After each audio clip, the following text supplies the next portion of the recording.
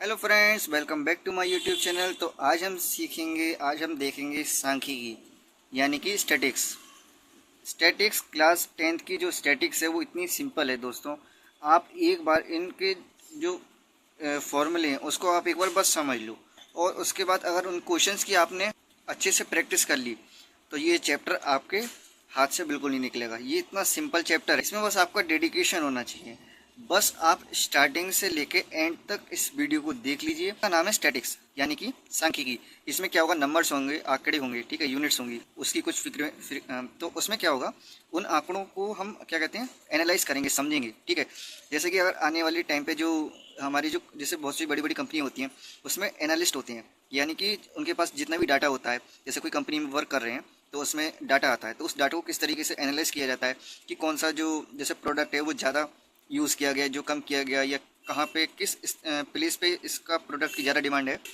इस इन मतलब ऐसे क्षेत्रों में, इन फील्ड्स में स्टैटिक्स का यूज़ होता है, ठीक है। स्टैटिक्स का बहुत यूज़ होता है, चाहे वो गवर्नमेंट हो या जितना भी कॉरपोरेट हो, उसमें क्या होता है, स्टैटिक्स का बहुत यूज़ होता है। तो चैप्टर का क्या नाम है, मेजरमेंट ऑफ सेंट्रल टेंडेंसी यानी केंद्रीय प्रवृत्ति की माप। तो इसमें क्या होता है, ग्राफ के जरिए, डायग्राम के जरिए, और जो इसमें और भी होते हैं, हिस्टोग्राम और फ्रीक्वेंसी पॉलीगन और फ्रीक्वेंसी टेबल, ये सब चीज़ें जो होती हैं, इन सब की जो ये सब क्या टर्मिनोलॉजी है इस चैप्टर की, उसको हम अभी समझेंगे।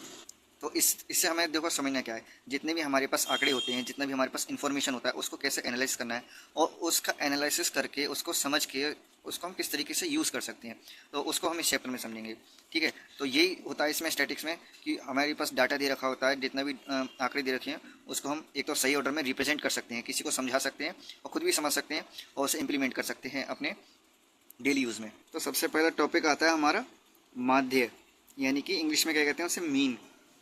तो हम माध्य कैसे निकालते हैं, जैसे कि हमारे पास काफ़ी जो है डेटा दे रखा है, आंकड़े दे रखे हैं, उसका हम क्या करेंगे, सम कर लेंगे, उन सबको हम जोड़ लेंगे, ऐड कर लेंगे, और उसको जितने नंबर्स होते हैं, जितने आंकड़े होते हैं, उससे हम क्या करते हैं, भाग कर देते हैं या डिवाइड कर देते हैं।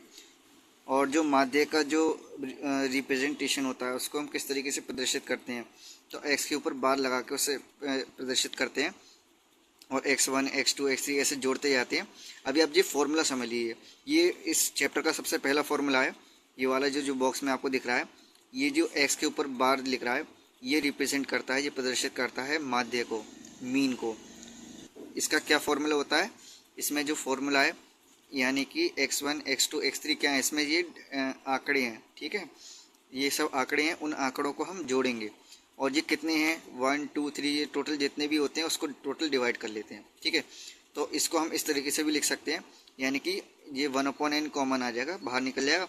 और इसको ये क्या होता है, ये समझना आपके लिए ज़रूरी है। ये जो सिंबल बना हुआ है उल्टा 3 जैसा लग रहा है आपको, ये होता है समेशन का।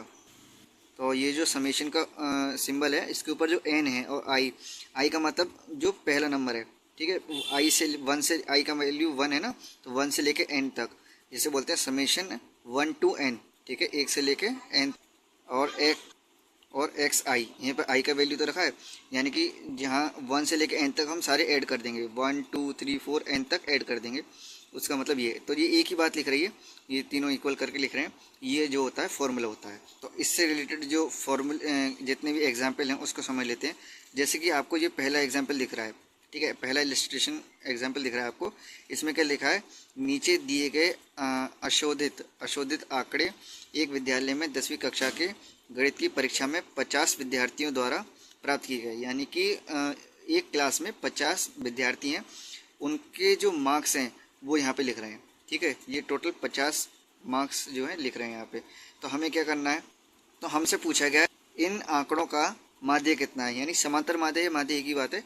तो इन आंकड़ों का माध्य कितना है, तो ये टोटल कितने हैं, यहाँ पे n का वैल्यू कितना है, 50। टोटल आंकड़े कितने हैं, 50 ही तो हैं, 50 विद्यार्थियों के नंबर है, तो 50 आंकड़े हो गए। हम मान लेते हैं कि जो x है इसको हम x से रिप्रेजेंट कर लेते हैं। इसमें क्या लिख रहा है, ये जो है x भिन्न भिन्न हो सकते हैं, x1 x2 x3 xn, ये सब इसकी वैल्यू, जैसे x1 का वैल्यू 40, x2 का वैल्यू 73, इस तरीके से है, मतलब ये टोटल 50 है ना, इस तरीके से।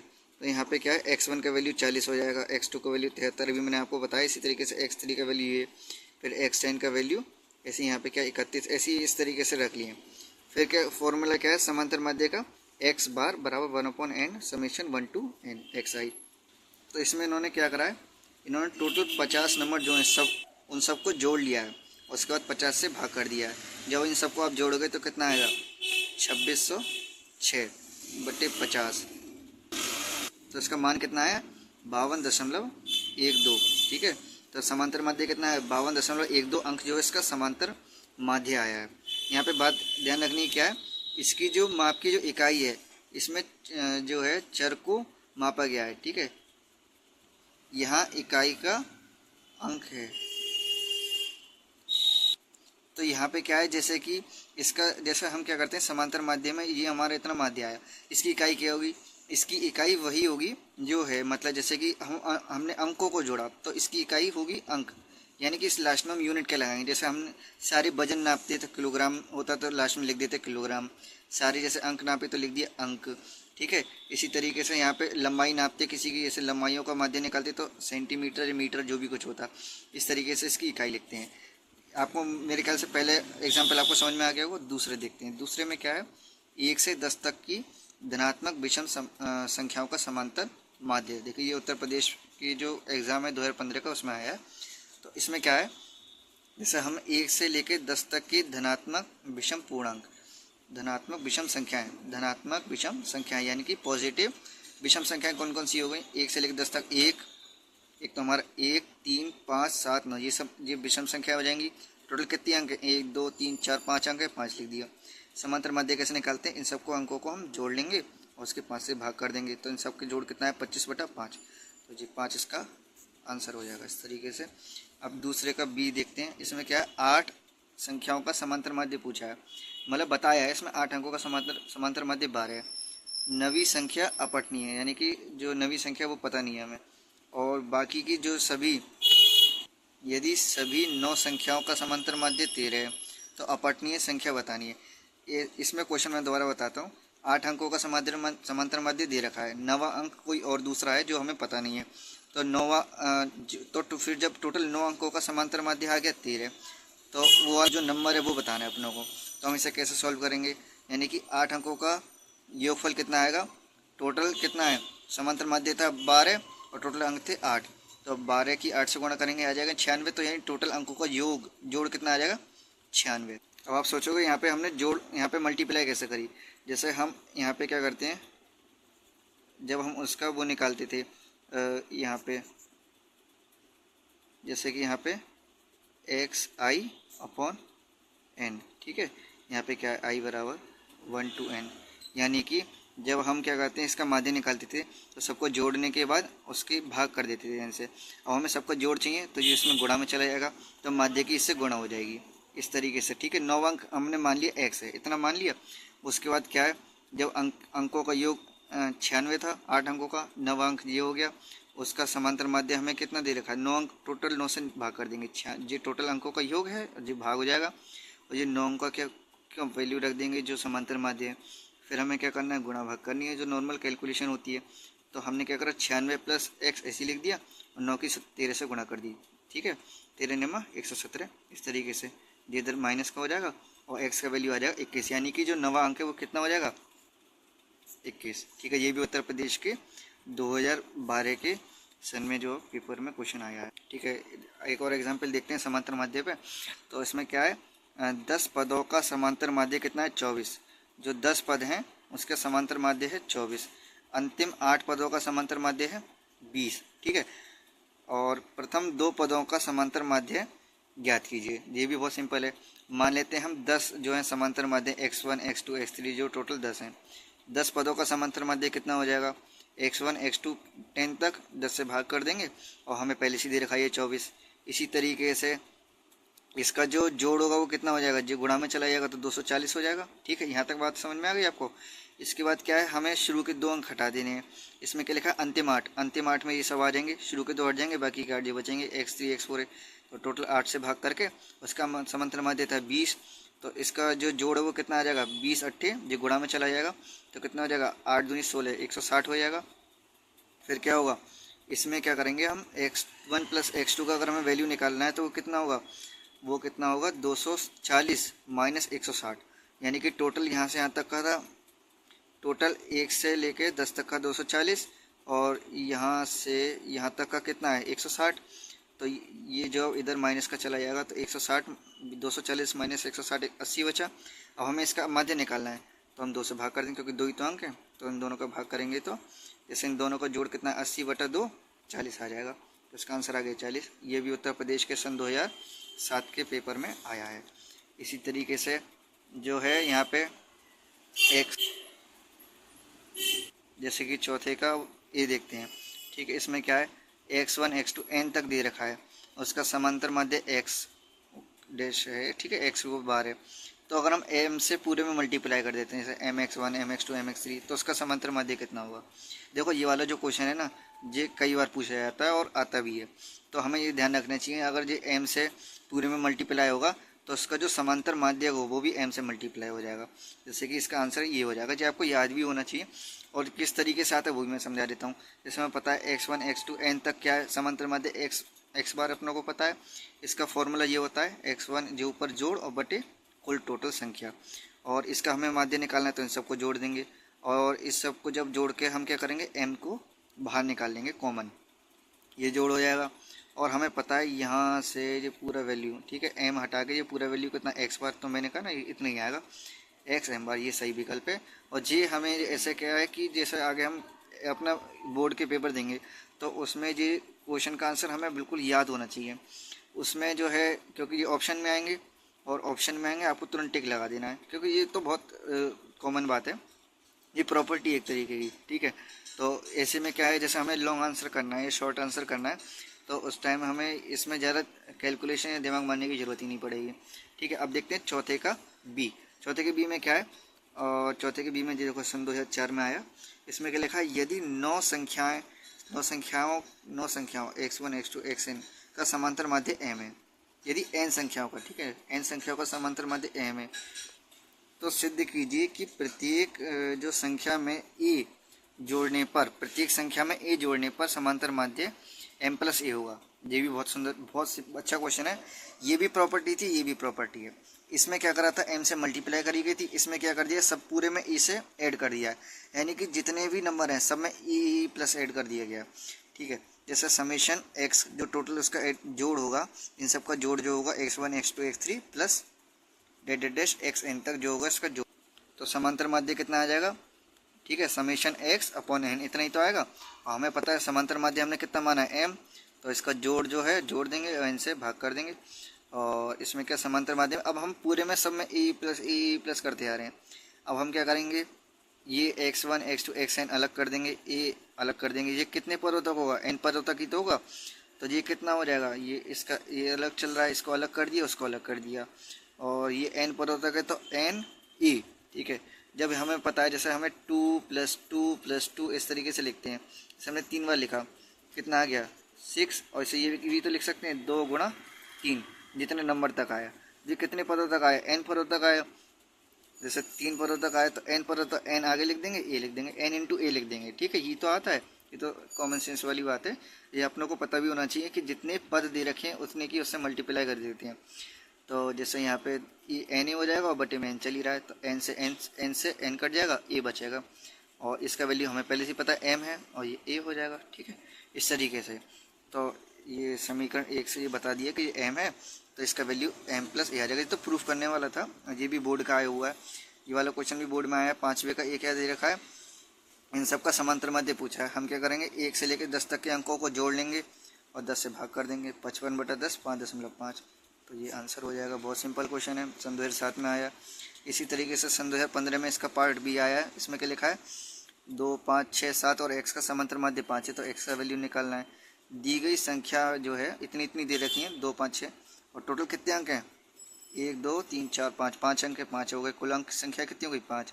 समांतर माध्य का फॉर्मूला लगा देंगे, ऊपर जोड़ देंगे, नीचे 5 से भाग कर देंगे, ठीक है। समांतर माध्य हमें पहले से ही दे रखा है 5 है, तो समांतर माध्य की जगह 5 रख देंगे, 20 + x बटे 5, 5 और 5 25, 25 मतलब गुणाई तो करेंगे, क्रॉस मल्टीप्लिकेशन, 20 + x बराबर 25, x बराबर 25 - 20, x बराबर 5, वेरी गुड।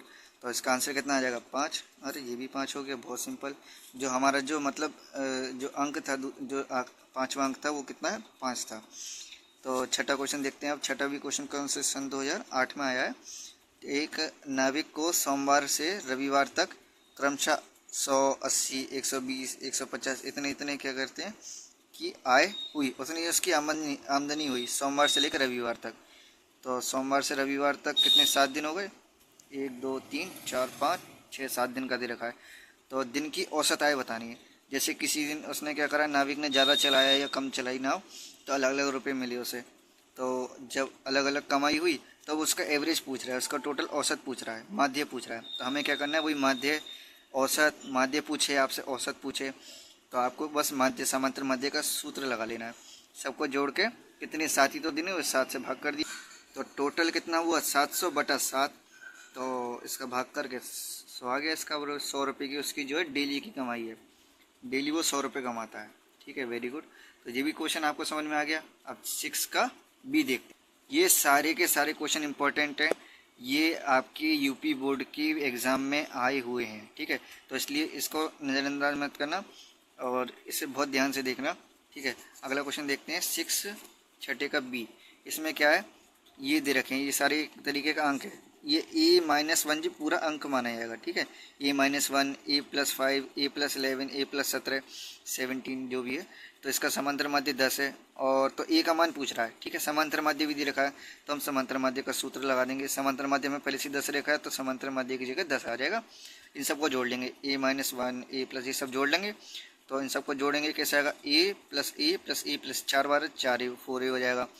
तो यहाँ पे ये तीनों प्लस के हैं, ये वाला बस माइनस का है। 11 और 5, 11 और 5 15, 15 15 30, 31 32 हो गए। ठीक है, 11 ये कितने हो गए, 10, 10 और 5 15, 15 30 31 सही है।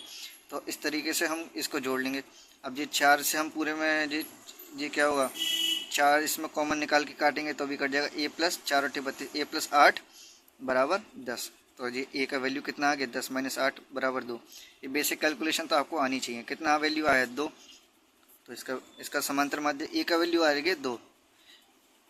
ठीक है, बहुत सिंपल क्वेश्चन। 7वां क्वेश्चन देखते हैं। 7वां क्वेश्चन क्या है, ये सारे देखो सन 2013 में आया।